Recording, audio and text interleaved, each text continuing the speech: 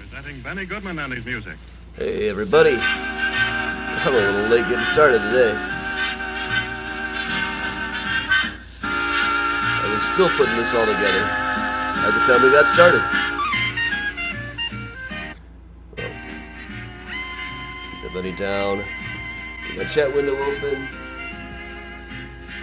Gotta run and grab a drink in a second. Well, good morning, evening, everybody. I'm fine. Hey, Timothy and Rodney. Anybody I might have missed because I didn't have the window open yet?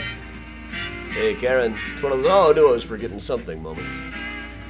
Hey, Dina. Be right back, guys. I'm going to grab a drink. Benny Goodman, ladies and gentlemen, the man with the torrid clarinet and the even more torrid band who purveys assorted rhythms, all danceable, in the urban room of the Congress Hotel in Chicago. And first of all, one of Irving Berlin's greatest hits, Blue Skies.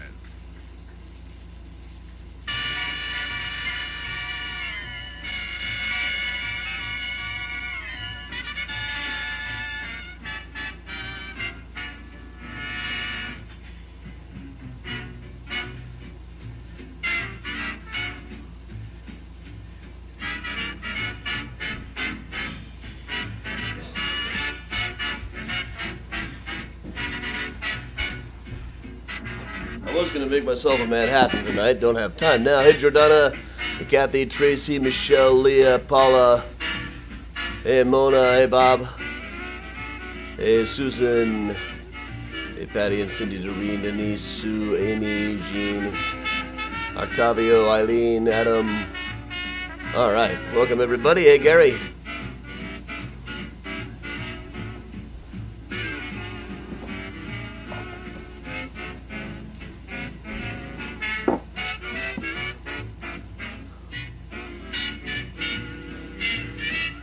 Deanna, that's awesome. We're covering mostly the same cemeteries, just different stuff today. I'm still, like, nowhere. I almost didn't get on in time because I got so caught up going through, like, archaeological notes on these cemeteries.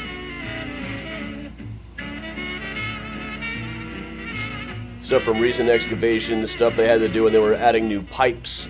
There's a lot of stuff to do when you're adding new pipes.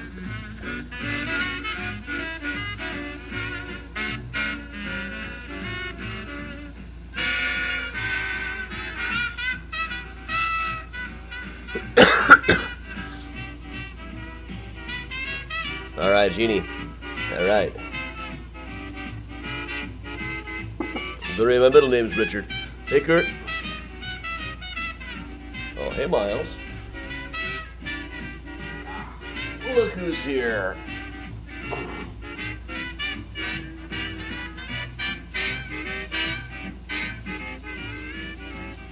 Hey, Emily.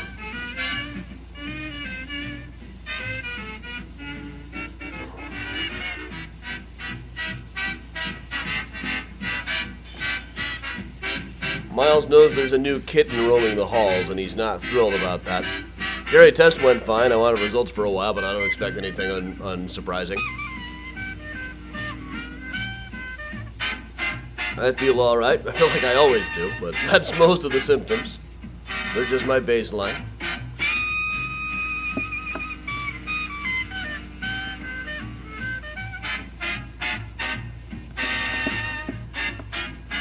Miles was hanging out in the closet most of the day. Eventually I got worried. Where is he? He's in the closet.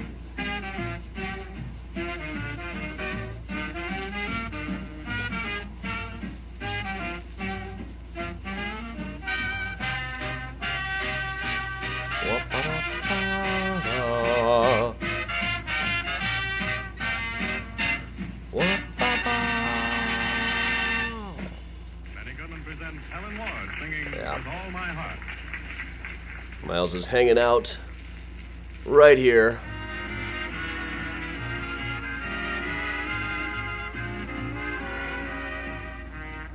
Congrats, Kathleen.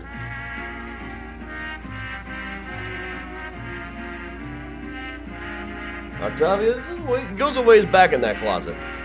Miguel, the music is on archive.org.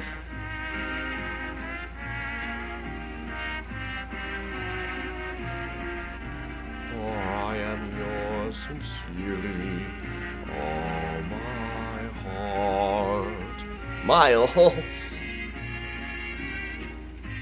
There we go. I'll hold you like this, huh?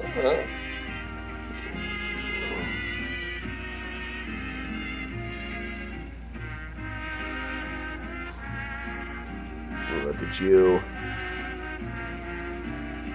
Hey, Larry.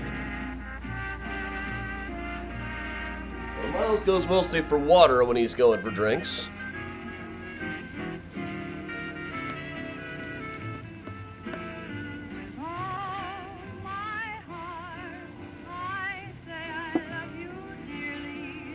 For I am yours sincerely, all my heart. I might do Rose Hill again next weekend.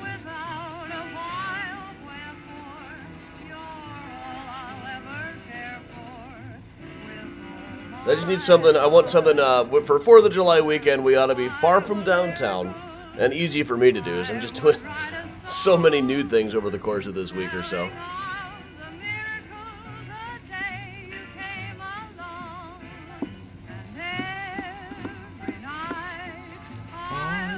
The stars above you to say again I love you with all my heart.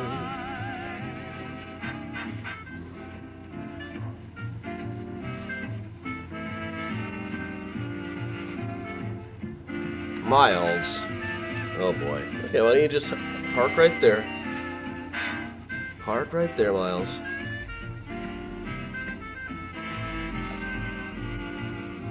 Jan, Bohemian National isn't really letting people do walking tours, last I heard. Somebody got hurt a few years ago.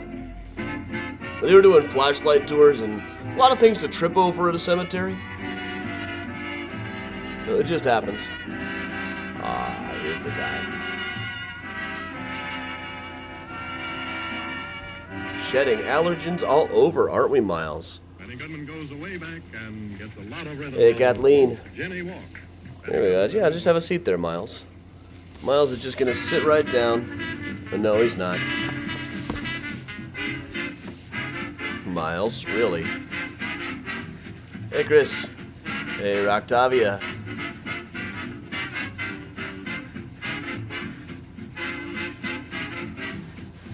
Aw, Miles.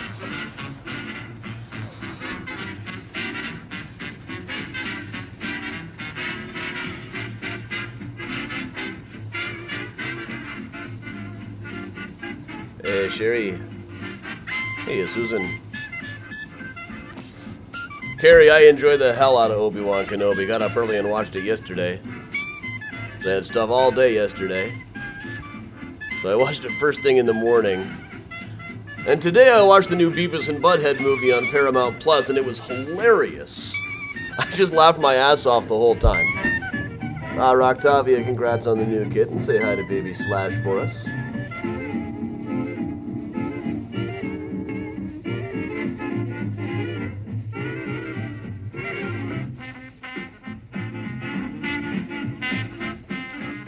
Miles is purring up here.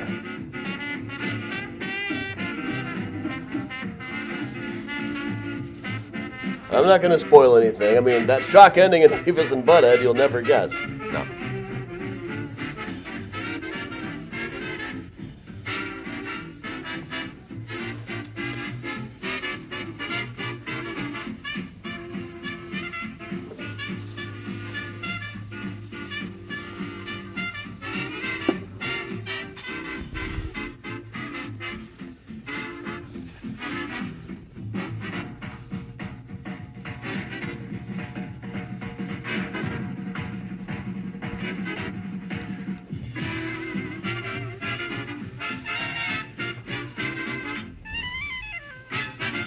All right, we're going to let Benny do one more tune before we get started properly here.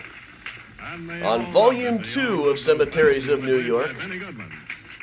And so many things left to find in these. It's nuts. But the archives at Trinity Church have given me permission, a tentative permission, to write a book if I feel like it. And I still have to get footage of St. Mark's in the Bowery churchyard. So much history in that place.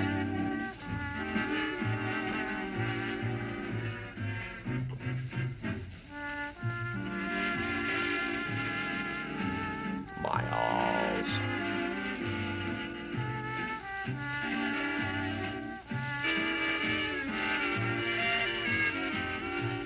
Hey, Brooklyn.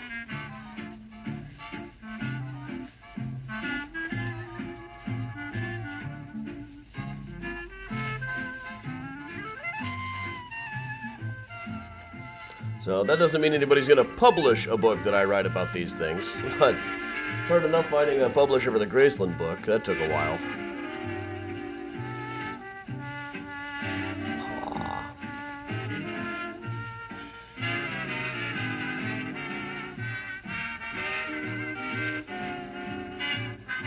Miles is just still hanging around up here.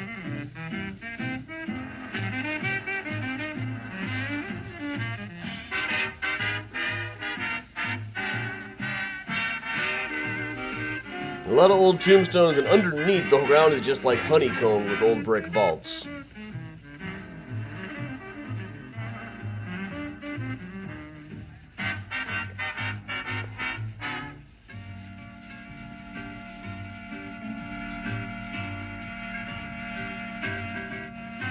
Well, if enough people buy the Graceland book that they're really impressed with the sales, who knows what could happen. So we'll see.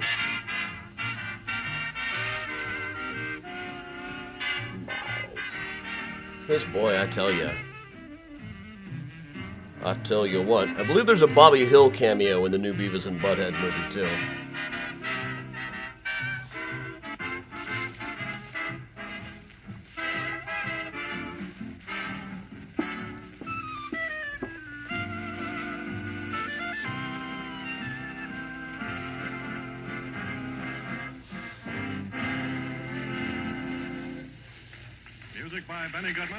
Alright, that's music by Benny Goodman as presented from the Joseph Urban Room of the Congress Hotel in downtown Chicago. And with that, I think it is time that we move right along to proper introductions. Hello, everybody. I'm Adam from Mysterious Chicago Tours. With me, as always, is Miles over here. He's just kind of lounging around on the top shelf tonight. So, I'm Adam from Mysterious Chicago. I've been a tour guide and historian here in Chicago for going on 20 years now. I've also worked in New York a couple months out of the year for the last few years. My newest book is called Graceland Cemeteries, Chicago's Stories, Symbols, and Secrets. Copies are shipping now, like Amazon is shipping out their copies. I also did H.H. Holmes' The True History of the White City Devil, Murder Maps USA, Just Kill Me, about a ghost tour guide who makes places more haunted by killing people at them. Don't know why that one didn't sell any better than it. Alright, so I am incredibly famous. You should definitely pay attention to whatever I say. Been a little bit scattered the last few days because I got so many new tours to do over the course of a couple of weeks. I don't know what I was even thinking. I made up my mind I was going to do a lot of new stuff in June because I kind of felt like I was in reruns for a while. But, you know, now I'm suffering the consequences of such. But today we are going to do Volume 2. A couple of weeks ago I did Cemeteries of New York. The last couple of times I was in town I went around getting footage to do some proper virtual tours. I've been wanting to do virtual New York tours ever since we started doing virtual tours. But when we started doing virtual tours, travel wasn't really a thing. That was because of the whole pandemic. So now we have got, so now that I have been able to travel more, we've got some more footage, and I realize just with what I got, it's probably enough for really 3, 4, 5 New York cemetery tours. We've already gotten most of the greatest hits out of the way. But, well, what we're going to do today is just a few more from other cemeteries, most of which we already covered a little bit. These are all places that we went to on Volume 1 2 weeks ago. But there's still so many more stories, and I'm still not even really scratching the surface here. But let's go ahead and start at Trinity Church. This spire was the highest point in Manhattan for the longest time. It was a big deal when the Brooklyn Bridge was built, and it was going to go up higher than Trinity Church. The Trinity Church, rebuilt in the early 1800s, goes back to the 1700s. And surrounding the church is a churchyard, a proper graveyard. Now, what you see all of these old weathered tombstones up above the ground. Down below ground are about 6-foot high brick vaults. It's almost like honeycombs down below with things of that nature. Here's one picture of it. When they were excavating to put in pipes years back, this is the 1960s, they uncovered one of the vaults to put a pipe through. The vault was by then empty, that's why they picked that one. Every time they put in new pipes or work on the pipes or the plumbing around here or work on the subway nearby, they have to do a lot of archaeological work to make sure that they're not disturbing any human remains. And they always end up disturbing something anyway. There's some pictures in the archaeological surveys of the various ministers there giving services over the burials of the dead. But there's so much that even the people who work there, even the archivists, there's just a lot that they don't know, including like the locations of where exactly all vaults actually even are. In fact, they just fairly recently did some work to see if there was a vault right over here, right in the front. It's one of the more famous grave markers there. The marker just says Charlotte Temple. Push the wrong button there. There we go. We'll move this up a little. Now, this is actually the grave of someone who is not only not really buried here, but in fact probably never existed. Charlotte Temple was a character in a novel that came out in the late 1700s by one Mrs. Howson. It's a hugely popular novel about a woman who comes through one misfortune after another, then eventually dies in New York. For a long time, it was fairly popular to tell people around New York, well, here's where Charlotte lived, here's the boarding house where Charlotte Temple lived, but as far as anybody knows for sure, there was never really any such person. Various theories suggest that maybe it was based on a real story, but nobody's entirely sure. But for some reason or another, there is a gravestone for her right here at Trinity Church. And this has been something pointed out with signs for a long time. This is an 1899 postcard taken from the opposite direction from where I was. At one point, there was apparently a brass plaque there as well. Now, the best guess anybody has is in the mid-1800s, when they were redoing a lot of the church, and when they were redoing the grounds and things of that nature, they had guys with, like, tents. Contractors were just kind of living on the grounds and sleeping in tents. Apparently, there was one guy who had his tent right here over this one empty slab and decided he would carve a name on it, really just as a joke. So this became the grave of Charlotte Temple. And they went so far a few years back as to actually lifting up the stone to see if there was a vault underneath it. Because usually what happens is you see a lot of these things with like a slab on the ground that says vault of so-and-so. If you dig a few feet in front of that, you'll find these slate slabs. Move those, and underneath is a staircase leading down to a door, inside of which is a vault. It's hard to get really good pictures of this stuff because they don't dig them up very much. Not anymore anyway, not really, since photographs have been easy to take. But it's one of the great enduring mysteries of Trinity Church. Charlotte Temple is probably not a real person, and probably not a real grave, but they're not 100% sure. So we'll move on a little bit more here. Move on to the other side.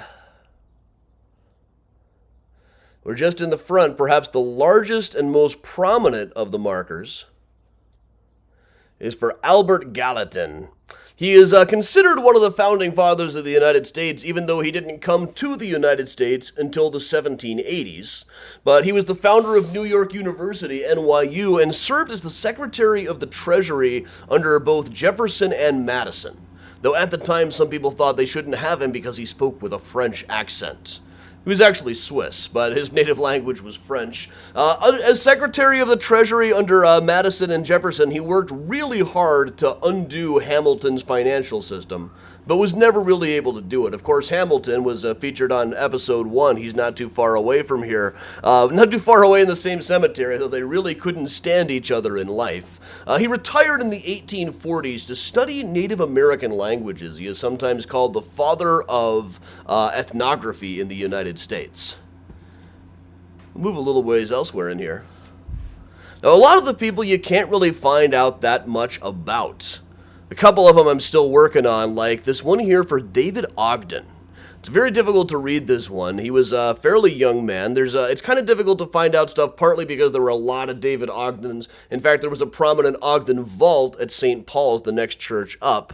But this is an interesting epitaph they've got for David Ogden.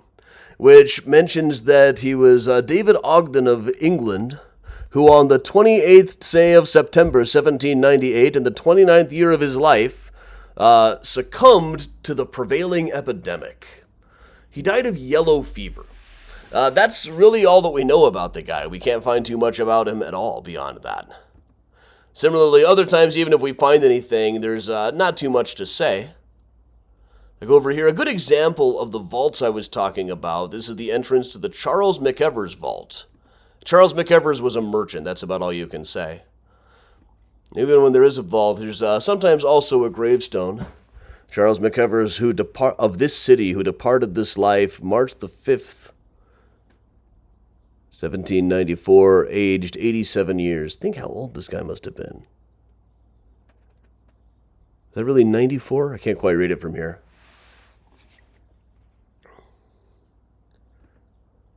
One of the others down in the shadow of the church.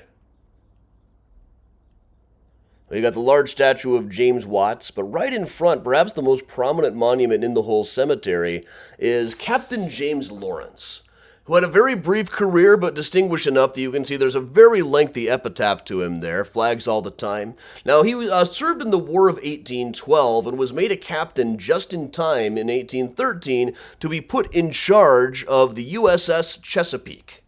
Within a couple of months of becoming the captain, the Chesapeake was attacked by the British. He was hit by the gunfire and famously uttered the last words, "Don't give up the ship." This became a popular slogan. It was sewn into flags. It was carved onto his gravestone. He died of the wounds that he'd received, and it's generally left out when we talk about the slogan, but they did, in fact, give up the ship about 10 minutes later. He was initially buried in Nova Scotia, where the ship was taken, but was eventually transferred over here to Trinity Churchyard. Now, Captain James Lawrence is not that well known today, other than that one catchphrase, just as, it's the War of 1812. We don't remember much about the War of 1812 just in general, but he is the namesake of a lot of different things, like Lawrenceville, Georgia, the place where I went to high school. It's named after Captain James Lawrence. In a county named after Button Gwinnett, a founder of a signer of the Declaration of Independence, who got himself shot in a duel right after he signed it. So that's a few more from Trinity. If we go just a few blocks up north, we will find ourselves at St. Paul's. Let's move back. We'll start out with the nighttime shots. Now, St. Paul's is right in the shadow of the World Trade Center and the Oculus, which is a combination shopping mall, bathroom stop, and train station. We're leading right into St. Paul's. Here from St. Paul's, well, over to the left, you might remember George Eaker, the guy who shot Philip Hamilton in a duel. Now, one thing I'm really surprised about, St. Paul's is a very storied history. George Washington went to church here. During 9/11, it almost miraculously survived all of the falling rubble. But I'm always impressed by how many bad guys are buried there. George Eaker, for one thing, is nobody's favorite guy anymore, being the kind of guy who went around killing people in duels. This is the monument to George Frederick Cook, the actor. And you can see the flames up on top of there, the top of the urn. They are actually pointing over across Broadway to where the Park Theater would have been, where Cook performed. There's a little bit of a close-up on that. We'll move in and see this is from the opposite side with the pointing flames. We'll move down a bit. Erected to the memory of George Frederick Cook, 1756 to 1812, by Edmund Kean of the Theatre Royal, Drury Lane. 3 kingdoms claim his birth, both hemispheres pronounce his worth. Then a whole list of all the people who have contributed to it and restored it, including Edwin Booth, the guy who comes up on all of my tours. Here is George Frederick Cook. He was especially known for playing characters like Richard III and Iago. He's Richard III in this shot. In the United States, when he came here on tour, he was drunk most of the time. Stories about his drunken antics and drunkenly insulting the United States and talking about how much he hoped that they lost the War of 1812 circulated quite a bit. And yet he was still very popular. People just couldn't get over what a great actor he was, what a great and influential actor he was. But he died of the effects of alcoholism while he was here on tour, was initially buried in something called the Stranger's Vault, of which we don't really know much anymore. Several years later, you can see it's Charles Keene, 1821, 9 years later, they decided to move him to a really prominent place here. It's probably the most prominent spot in the graveyard, really. Let's move that back down. Right there, if you walk by, this is about the best view you get. But while they were in the process of moving it, Dr. John W. Francis helped himself to his skull. And some months later, some people showed up and said, hey, we're doing Hamlet across the street. We need the loan of a skull. We've got to have somebody playing Yorick. Now, this was written up by John W. Francis himself. It's generally considered probably an urban legend, but the skull is still extant. The skull is still in Thomas Jefferson University in Pennsylvania. The tooth was given to Edwin Booth. It eventually made its way to the City Museum in the 1940s, though they don't seem to know if they've got it anymore. So the tooth is now missing in action. But Dr. Francis himself wrote about loaning the skull out to play Yorick in Hamlet. There was a biography of him written some years later where he specifically said on his deathbed, I have played every role in Hamlet except for the skull. Now perhaps I shall play the skull. Which is very difficult to believe, but does kind of sound like the sort of thing that he would have said. It's really kind of striking that the most prominent position here is for an actor whom nobody really seems to like very much. But there's another prominent one right around the way. If we move around the bend slightly here, we come to Ling's Vault. One of the easiest to read and most prominent to see when you're walking around St. Paul's, especially at night. And this is another one of those cases, if you were to remove that stone, dig down probably 1 to 3 feet, you would find some slate slabs, underneath which is a staircase leading down to a door that goes into a brick vault. I wish we had better pictures of what it looks like going down into these brick vaults. I haven't been able to find a really good one yet. Still working on it. But John R. Ling also himself was not a very good guy. He starts showing up in the newspapers around the 1840s and 1850s, and almost invariably it's because he pointed a gun at somebody, or had a gun pointed at him, or shot at somebody, or had somebody shoot at him. He was a saloon keeper, a firefighter, back at the time when firefighter was actually kind of a crooked job itself. The fire companies in New York in the 1840s were all privately owned. And really, whoever got to the fire first and put it out was the company that was going to get paid. So people were actually hired whose job was to go and block the fire plug, to block access to the fire until certain companies could get there. He was generally known as pretty good as a firefighter, though, we'll give him that. But then he was a saloon keeper, a crooked gambler, and most notably, a fight promoter.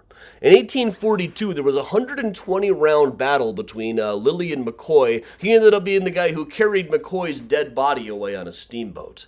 But in 1855, probably what he was best remembered for was in 1855, there was a guy by the name of William Poole, perhaps better known as Bill the Butcher, as portrayed here by Daniel Day-Lewis in Gangs of New York. Now, Gangs of New York has very little basis in fact. It's Scorsese once described it as not a documentary, but an opera. And that's pretty good. And William Poole actually died in 1855, where they've got him dying in a gang war about 8 years later. It wasn't really a gang war either. He had been battling back and forth with a boxer by the name of John Morrissey. Not really formal boxing. I don't think Bill the Butcher was really a boxer himself, but they would get into fights now and then, and sometimes these fights would turn into riots, because Bill the Butcher, William Poole, was a member of the Know-Nothings. This was a period about the 1840s, 1850s, where various political parties were splitting up into different factions. One of the new ones that emerged was the Know-Nothings. They were so called because if you asked what their platform was, they were supposed to just say, I know nothing. It was generally known, though, that their major platform was being against immigrants, against Catholics, against Freemasons, especially against immigrants, and more particularly the Irish. So Morrissey was an Irishman. The two of them would get into fights now and then, but Bill would bring along all of his guys. One time, several of Bill the Butcher's men pounced on Morrissey, gouged his eyes and forced him to give up. John R. Ling happened to be present and jumped in trying to help Morrissey, but ended up being dragged out and faring just about as badly as he did. Off and on, they were good friends. Off and on, but other times Ling himself also didn't really care much for the Irish, so they would drift apart. So finally, in 1855, after one of these battles, a few people came up in Stanwick Hall to William Poole and shot him. They started having a fight with each other, then all of a sudden one of them pulled out a gun, shot Bill in the leg or something, then held it to his chest, and Bill said something like, "For God's sakes, you're not going to murder me, are you? Don't murder me." And then they murdered him. The murderers, who were suspected to include Morrissey, though he really didn't, all immediately headed back to John R. Ling's place. Ling helped the actual killer escape, sent a lot of food to Morrissey while he was in prison, and this is really what he was best known for. He was arrested a couple of times, but never really got in trouble, always managed to beat the rap. Then finally he retired from all what they call the sporting life, and died from the effects of the Great Blizzard of 1888. It's really remarkably late to still be having burials in here, but in 1888 there was a nasty blizzard and he died from the effects of it about a month or so later. Now, he had been bragging for years that one day he would be buried underneath Broadway. He was largely estranged from his family. His kids didn't want anything to do with him. Nobody had talked to him in a long time. But there was an old Ling family vault at St. Paul's that at the time they think only included the remains of one infant from years and years before. But somehow it was arranged that Mr. Ling would actually be buried inside of this. This made quite a bit of news, partly because by then, in 1888, these guys from the era of the 5 Points and Bill the Butcher, it was only about 30 years before, but this was like one of the old crowd, the old fancies. They always used to call them the fancies back in the day. But he just seemed like he came from a complete different era at that point, so it kind of was remarkable to people that any of these guys was even still alive. And even just 30 years later, these guys, like Chicago gangsters, did not really have a particularly long life expectancy. But also by 1888, it was very unusual to see burials going on, especially right by the street like this. At the time, they did have to make a few changes.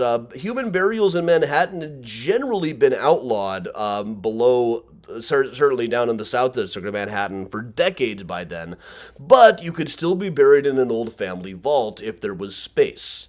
The only thing was you now had to be buried inside of a lead-lined coffin, which hadn't been the rule before. There were reports well into the 20th century, they'd talk about moving somebody into a vault, and they'd go in and say that all the coffins had just been stacked on top of each other for years. The ones below had broken years and years ago, and there'd be bones lying around. There wouldn't have been as much going on inside of Ling's, but this made a lot of news when he died. It was just kind of a whole relic of another era. Now, off to the side of him,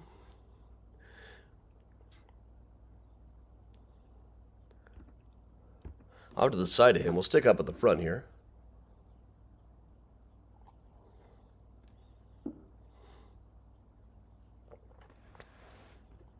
We'll just pause briefly. The large one for Dr. Magnevan, who was an Irish radical who was forced out of the country, became the father of American chemistry. This is not where he's buried. This is just a monument that they decided to put up to him because he was so respected. He's buried out in Queens, not even too far away. Cool thing is, on the side of it, there is an inscription in Gaelic. It's one of the longest Gaelic inscriptions in the vicinity. We'll move around the back here a bit. Now, as I said, there's a lot of people around here who got involved in duels. Like here we have the monument to Stephen Laroche Fontaine. He was a Frenchman who tried to make him a name for himself in the French army, but failing to do so, he decided maybe it would be better if I went and joined this new revolution over in the United States.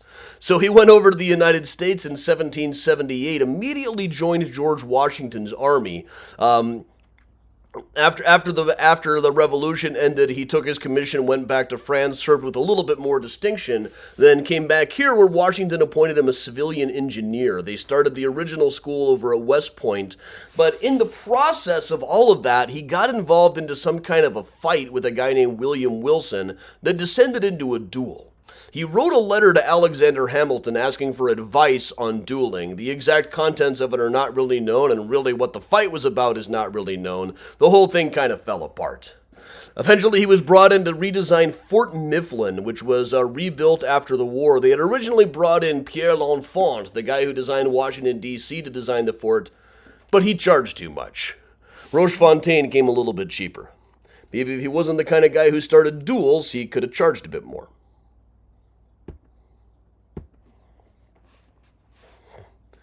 Move up over to the side here. This is one I kind of had to zoom in on. It's harder to get a good view of this one. They didn't, not letting people onto the grass is fairly new here. It used to be that you could walk right up to these things, but I think it was after Hamilton became such a big attraction, it stopped being quite as common. But over here, the one with the little marker in front of it, I'll try to zoom in on that from another person's picture, is a guy by the name of John Bailey, who was a cutler, which is a nice way of saying he was a sword maker. And he came over from the UK in 1755, did a lot of metal work of all sorts. At one point he tried to get a commission to manufacture coins for the United States, but was into making swords like this one made for Francis Dana, a Revolutionary War figurehead, that sold at auction about 10 years ago for $102,000. Now, these are really nice swords just to begin with. They're also of particular historical value. Perhaps his best known, though, was this one that he designed for George Washington that was eventually presented to Congress by Washington's descendants years and years later. You can actually see on it on Washington's sword the signature, J. Bailey of Fishkill. This is what the hilt looks like. This is a really nice looking sword. And this is the one that George Washington himself took with him into battle. In fact, it even features on that famous painting of Washington rebelling against the basic rules of boat safety as he sails off to the Battle of Trenton. Now, this is not a historically accurate picture. Everybody knows you do not stand up on a ship. This is much better dressed and more warmly dressed than these soldiers actually would have been. They would have been in much worse shape than this and looking an awful lot more raggedy. Also, he didn't yet own the sword at the time this was made. It wasn't even made until a year after that. What you commonly hear about the painting is that it captures the spirit, not necessarily the exact accurate look of what it would have been like. Check out one other person here.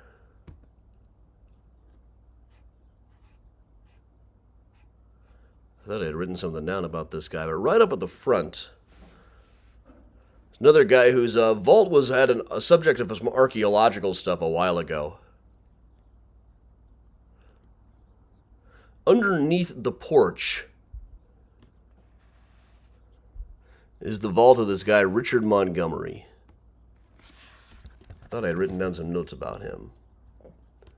Well, the interesting thing about it really is, he was killed in the Battle of Quebec. They sent to a guy in France to make the marble slab to put on top of the church. Benjamin Franklin himself was in charge of supervising the construction of this thing. Now, he himself is underneath the porch. Quite a few people are underneath porches here. In fact, we moved around to the back.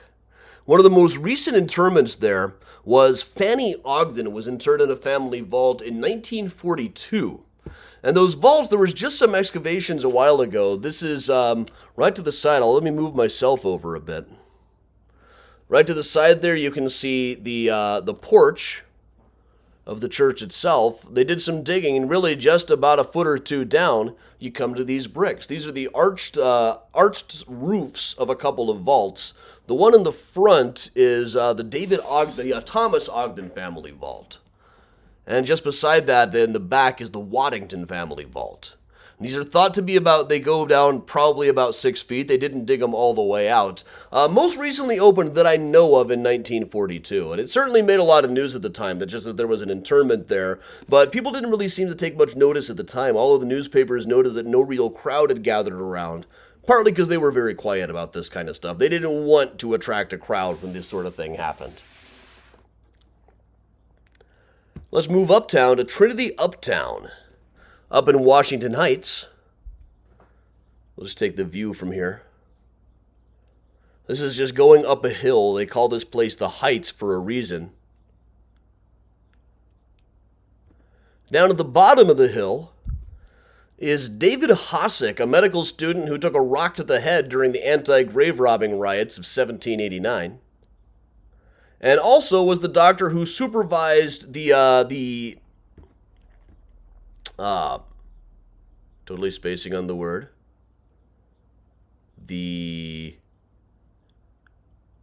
Why am I spacing on the word? Embalming, not embalming. You know, when the autopsy. I don't know why I spaced on the word autopsy, but I did. He supervised the autopsy of George Frederick Cook. He was also the doctor at both Hamilton's duel and Hamilton's son's duel, so kind of 0 for 2 there. But we'll move up the hill a little bit here. And just do a little bit of tomb snooping really quick. I couldn't find out too much interesting stuff about the Tallman family.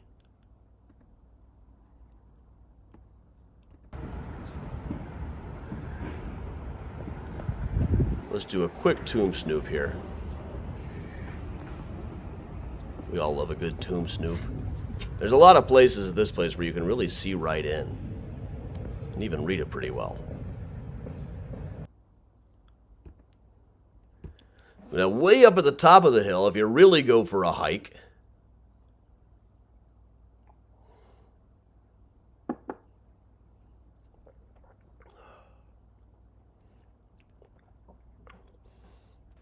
is Alfred Dickens, the son of Charles Dickens.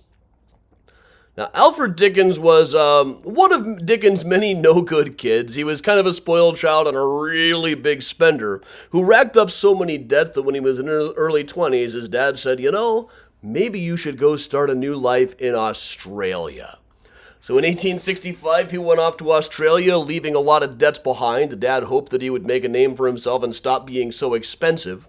Was a railroad guy and was successful enough that when his dad died 5 years later, he was able to offer the family financial help, which they didn't need. But then he lost all of his own money through one bit of bad luck or bad investments after another. He lost $100,000 worth of sheep when disease took them. Eventually, his own kids were just taking jobs like working as a governess and working as a piano teacher. It's difficult for us to imagine now just how popular Charles Dickens really was. But the very fact that his grandchildren were wandering around working as governesses would have been fairly shocking to people. He amassed enough of a fortune that it should have lasted more generations than this. Eventually, he decided to do what a lot of the Dickens relatives did and just started giving lectures about his father's life and work. Gave readings out of his works. Went on tour of the United States. November of 1911, he appeared here in Chicago. He attended a tea that was hosted for him by Laverne Noyes, now at Graceland Cemetery. Gave a speech at Orchestra Hall just talking about his dad's life and work. Took a quick trip over to the Chicago History Society. But just about a month after that, he was in New York at the Astor Hotel and died of acute indigestion. Initially, they thought they would send the body back, but Kate Dickens and his sister said, not just bury him there. And the Trinity Corporation donated a plot. It wasn't until years later that they got a headstone up there. Now, it's something worth noting that a lot of these people, like Alfred Dickens and just about everybody in Dickens' family, mentions their connection to Charles on the gravestone. Like the two that we have here in Illinois. His other son, Francis Dickens, who has 2 gravestones in Moline, Illinois, in memory of Francis J. Dickens, 3rd son of the renowned author. And here at Graceland Cemetery in Chicago, Chuck's brother, Augustus, brother of Charles Dickens, the English author. When Alfred came to Illinois, an interesting article came out. A lot of the society women decided to dress up like Dickens characters, which means try to look ugly for art. Most of Dickens' most interesting women are people like Miss Havisham, the old hags. Not all of them. There's definitely like Esther from Bleak House, I think is fantastic as a character. Also check out quickly here. One of them that I couldn't find out a bit about but had a long epitaph that appears to be entirely original. And I couldn't even translate all of it, but what I can read is, a life unfinished, a broken stem, which only what shows what might have been. Angels' pinions bear me upward, carry me to my home on high. O'er the something laid foundations to the streets of purest gold. There are earth-formed minds, something stands again in perfect, something not lost. Spirit from thy home on high, bend thy wings to earth. See we mark this sacred spot. Thou art not forgot. Now, usually with something like this, I can fill in the blanks by finding out the source of it. It'll come from Alexander Pope, or it'll come from some 18th century collection of morbid poetry.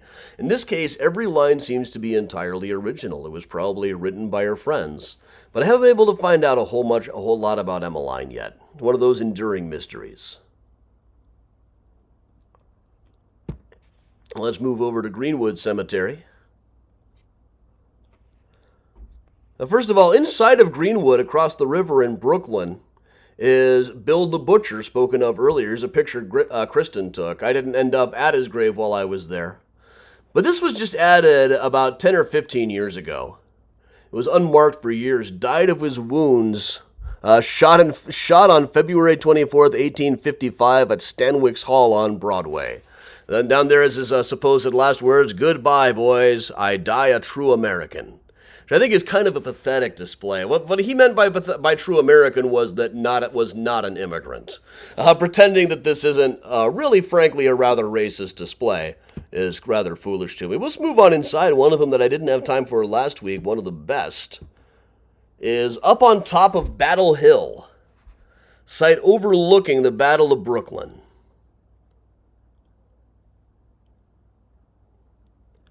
There was a guy by the name of Charles Higgins who has a tomb up here. He was an ink maker and prominent anti-vaxxer, so we won't concern ourselves too much with him. We'll make our way all the way up the hill. Just ahead of us here is the Higgins Mausoleum. But Higgins was also an amateur historian who really thought that somebody ought to put up some kind of a monument to the Battle of Brooklyn. And didn't really seem to get any takers, so he said, well, fine, I'll put one up myself by buying several plots way on top of the hill up at Mount Greenwood Cemetery, about the highest elevation in Brooklyn. From a spot where you could have actually watched the battle going on. Higgins incidentally wrote this book called Horrors of Vaccination, Exposed and Illustrated, so we won't concern ourselves too much with him. We're going to focus a bit more on the statue in front of his tomb, which is a statue of Minerva, the Roman goddess of war and art. The unveiling in 1920 was attended by people like Franklin D. Roosevelt, who was then a military secretary. But here's the cool thing. Minerva is waving back at the Statue of Liberty, 3.5 miles away, out on Liberty Island. You see the statue there?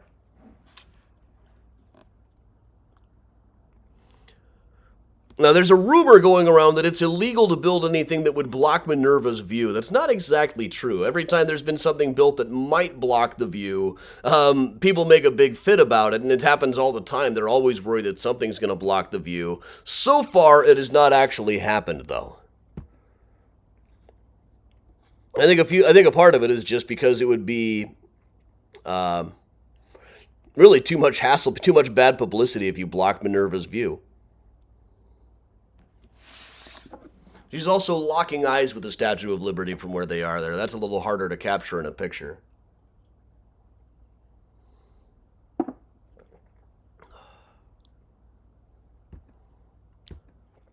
Here we're going to move back just a little. There's Minerva. Back behind Minerva, one of the more recent interments up here. You would think they'd be out of space, really.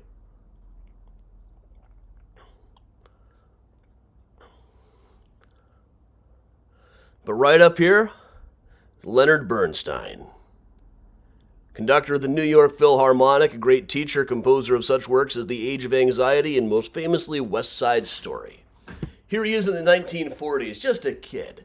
Now, really, you can get, if you don't know that much about classical music or don't understand much about, like, modes and scales or things like that, go on YouTube, look up his young people's concerts, where he would go through and explain how classical music worked. Frankly, even the young people stuff is a little over my head, but it's fascinating to hear him talk about this stuff, because this guy knew everything. He had just encyclopedic knowledge of music, especially classical music. Made his debut as conducting the Philharmonic in 1943. He was 25 years old. A guy named Bruno Walter was supposed to conduct, but he got sick. Everybody else who could have covered for him was indisposed. Now, Leonard had just conducted a smaller work, a show called I Hate Music, the night before, and was out partying until about 6 o'clock in the morning. Probably got to bed around 7. 9 o'clock, the phone rang saying, "Guess what, Leonard? You're conducting the New York Philharmonic today." So he managed to have a quick meeting with the conductor to go over stuff about the music. Didn't have time to rehearse anything of it. He was going to be doing Schumann's Manfred Overture. Rushed out to the pharmacy, walked to the Carnegie Hall pharmacy, and the pharmacist said, "Wow, you look a little pale." Leonard explained what was up, and the guy gave him 2 pills, one green, one red. He said, "One of these will calm you down. The other will give you energy." Leonard got all dressed up, waited in the wings, looked down at the 2 pills, and finally decided, "I'm going to do this on my own," and flung them off to the side. He would later say that to achieve great things, 2 things are needed: a plan and not enough time. So having done that, he went on stage, and not only the press and the crowd, but the musicians themselves were absolutely stunned by the way he conducted the orchestra. He all just took control of it. The musicians were just in awe of how well that they were playing and how much he was drawing out of them. Now, it's difficult for a layperson like myself to watch classical music concerts and really know the difference between one orchestra conductor and another, or to imagine how an orchestra player could really notice the difference between conductors, but they absolutely did. And people were just absolutely stunned by how Bernstein had conducted. This was the beginning of really a beautiful career. There's some terrific books about him out there. There's books that he wrote himself. There's books about the last long interview he gave was eventually written up completely. Very interesting stuff. I think the last one was called My Dinner with Lenny. And let's just check out quickly the view that he has from up there. He has a nice view of Manhattan.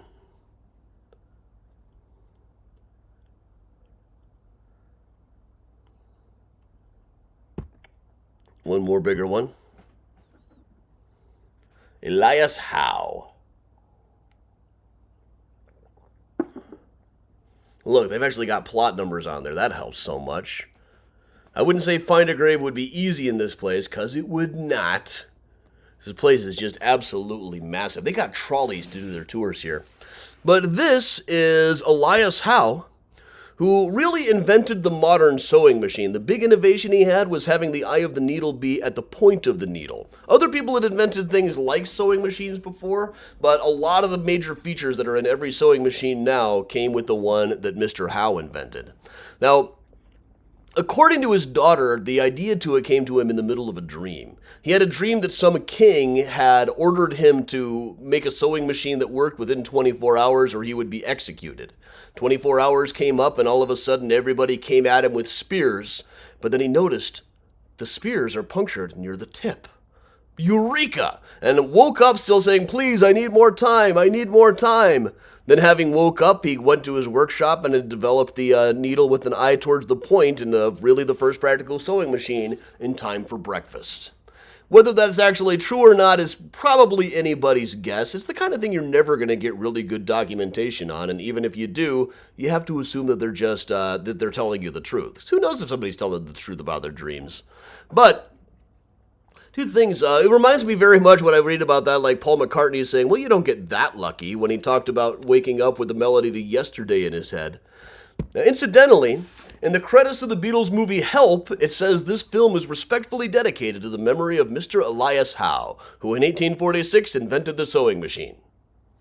Just a random credit. It's very much like Goon Show type humor that the Beatles loved so much. So there is a scene where Ringo has cannibals coming at him with spears, so it might have something to do with that. And while we're on the subject of humor, there's just this one that I noticed while we were filming here, over on the edge of the cemetery. is Mr. Alexander, who named his son the Great. I can just imagine like a bar bet. It's like, you know what would be really funny, Mr. Alexander? If you named your kid the Great. You know, like the Great Alexander. Alexander the Great. He might have thought, yeah, that is funny. Looking things up in the census records, there were more than one people over the years who took the name or gave somebody the name the Great Alexander. But all right, everybody, let me quick plug the upcoming events. So next virtual tour Sunday morning, we're doing Pride Month in Chicago Cemeteries. And a week from tonight, it is Time Travel Pub Crawl Pride Edition. Next in-person tour, 50 Ways to Die at Graceland Cemetery, is on sale now. That'll be Saturday at noon. Go to adamchicago.com or mysteriouschicago.com for everything you need to know about that. Tickets are available now. There's plenty of them left. Should you need a Mysterious Chicago sweatshirt, hoodie, etc., you can try to be half as cool as Luca is here and go to cafepress.com/mysteriouschicago. Also now featuring merch for Mystericon 2022, which is coming this fall. And with that, everybody, I'll put the Benny Goodman on for a little bit, and we will just hang out like we always do. Oh no, my hotkeys aren't working. And we'll hang out for a few minutes, just a few minutes. Where's that Benny button?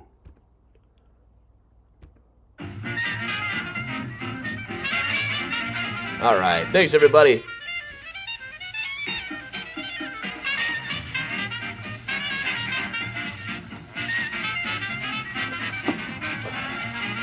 I know you can't really be as cool as Luca, but if you want to try...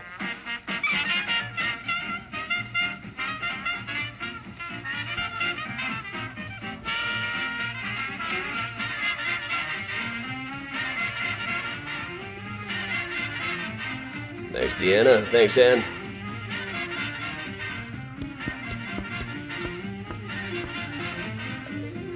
Vaults in Chicago Cemetery? Sure.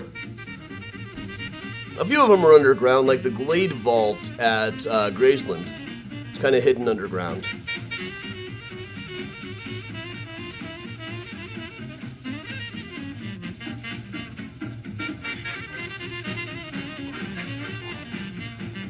Or there's one vault at Graceland as well. It's a columbarium, and if you dig down under the base of the headstone, like down at the base of it, is the columbarium.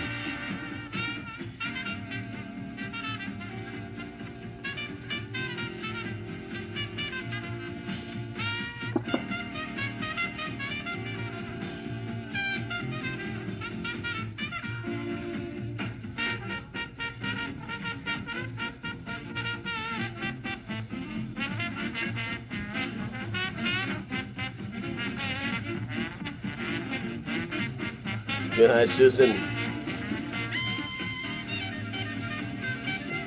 Not inside the vault at Graceland. Well, the one in question is buried. Nobody's been in there in a long time. But I've been inside of about half of the mausoleums there. I haven't. The talking head work is on Saturday after the tour. I had to get the COVID test for it today. Yeah, back door is all done. Deborah, no specific book signing events coming up.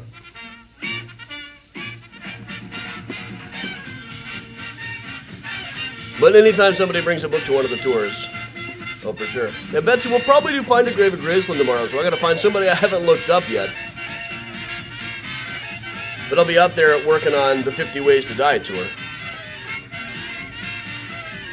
Thanks to everybody who's continuing to put in donations here. That's what keeps these free, frequent, and occasionally new.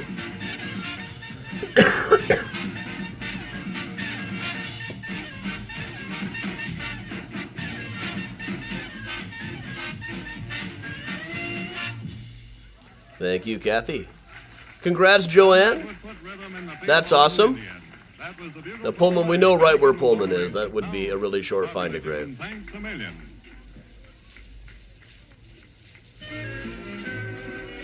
Ah, thanks. There's a couple donations. This one didn't get any advanced donations, I don't think.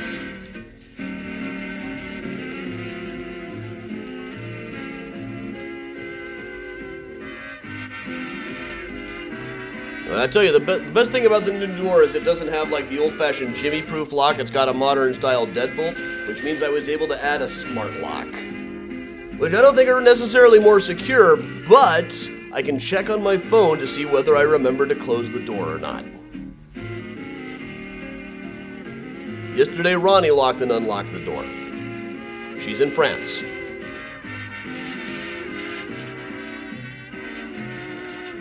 Help me subsidize that purchase with these donation options right over here.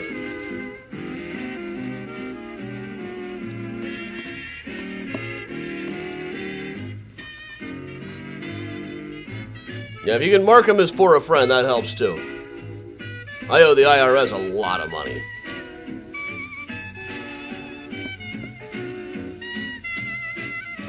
I'm still waiting for it to actually say on my account amount owed. Right now it says 0, but I've agreed to a good deal more than that. But if as long as it says 0, I'm not giving him anything.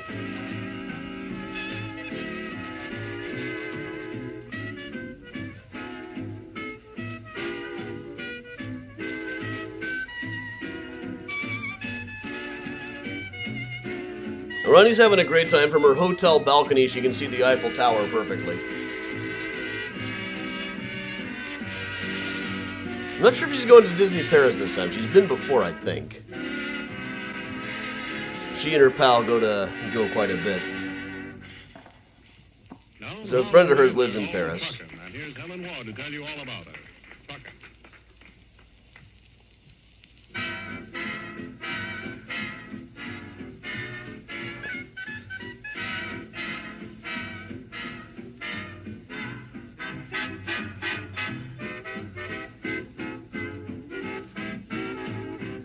Mikey just said that there must be 50 ways to leave your lover. He just threw out 5 as an example, I suppose. Kathy, if there's a place to mark that it's for a friend, not a good or service, mark that. But if not, don't worry about it. If you can't figure it out, do not worry.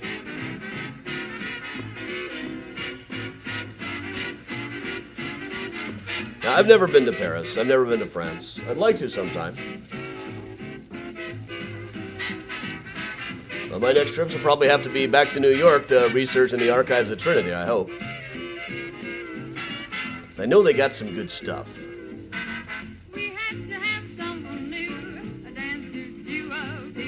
Biographically, they don't have much stuff about people there. But I also didn't get any footage of St. Mark's in the Bowery where A.T. Stewart was stolen from. They've also got Governor Stuyvesant. Boo. And one of the vice presidents.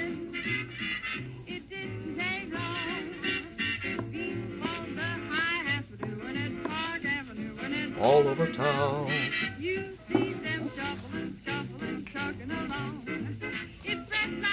I overextended myself big time this week. I got multiple new things, new talking head work, a new tour, new virtual tour, another one coming up next week, plus the research day, plus having to actually go drive through for a COVID test. Which I had to do twice because I went the wrong time. That's on me. Plus some hearings to watch, and the new Beavis and Butthead movie, which was absolutely hilarious. And the new Kenobi, too. And a haircut. I threw that in while I was at it.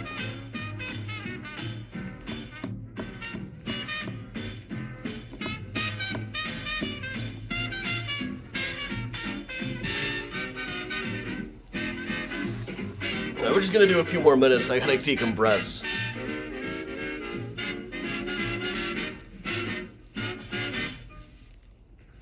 Benny Goodman presents On the Alamo.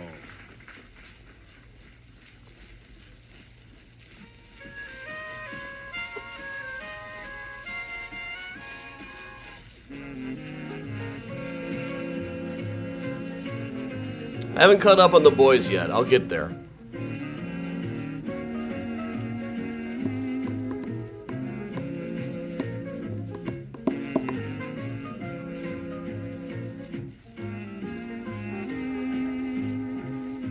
Oh yeah, I know how to party. Go to the research archives. Well, order takeout since it's a lot cheaper when it's just one of me than 3 of us here. Good night, Vicky. See you for Find a Grave.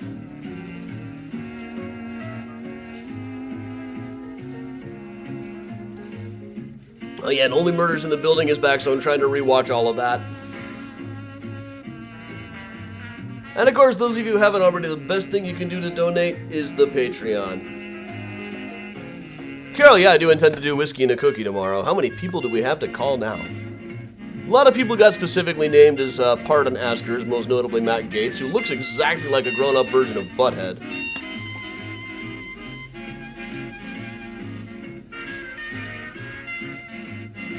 I mean, well, look at this.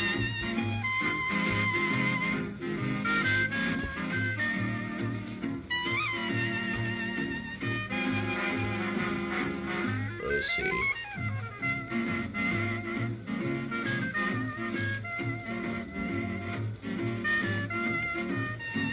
Here's Butthead.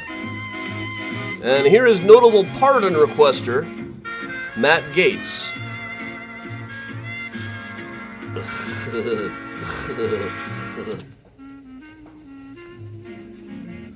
In the new movie, someone says, "You just want to replace me with one of your deep state assets." Butthead's response to that is absolutely classic. I'd have to save it for an After Hours tour.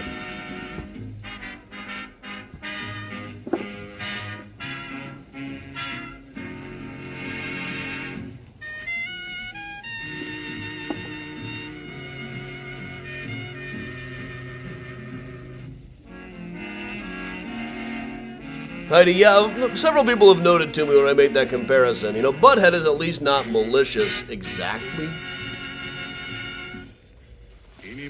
The terrific scene in the new movie where they get beamed to the present day from 1998 and go to a gender studies class.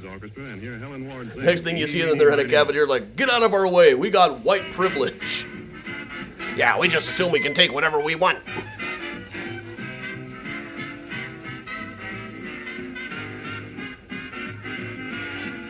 Semper Fi, Gary.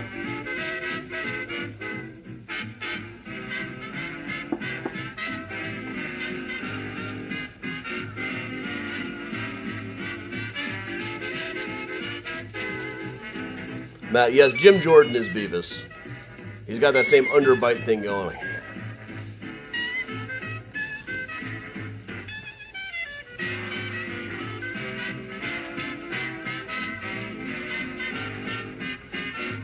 And generally, I think the funniest thing in Beavis and Butthead is the video commentaries, not the actual stories. But the new movie that's on Paramount Plus is very much a follow-up, stylistically, to Beavis and Butthead Do America.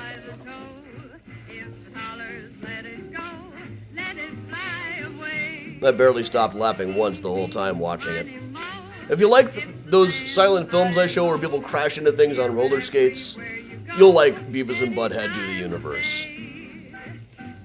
You won't necessarily feel a whole lot smarter after.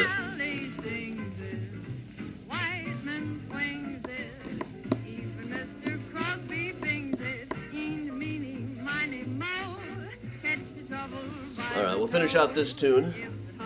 Let it go, let it fly away.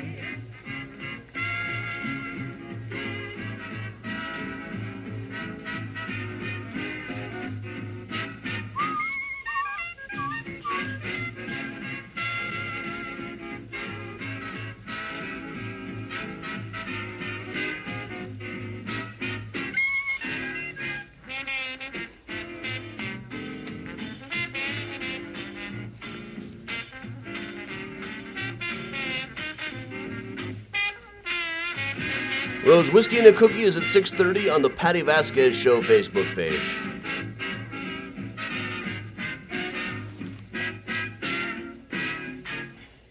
All right, everybody. And we'll let the title speak. One more quick plug. The whole point of these in the first place was to plug was to promote the full-length tours, the in-person ones. Next in-person tour is Saturday at noon. Brand new one called 50 Ways to Die at Graceland Cemetery. I'll be out there tomorrow putting it all together. So thanks a lot for joining me, everybody. I'm Adam for Mysterious Chicago Tours, saying stay safe, stay strong, and of course, you gotta stay spooky, everybody. I'll see you in the morning.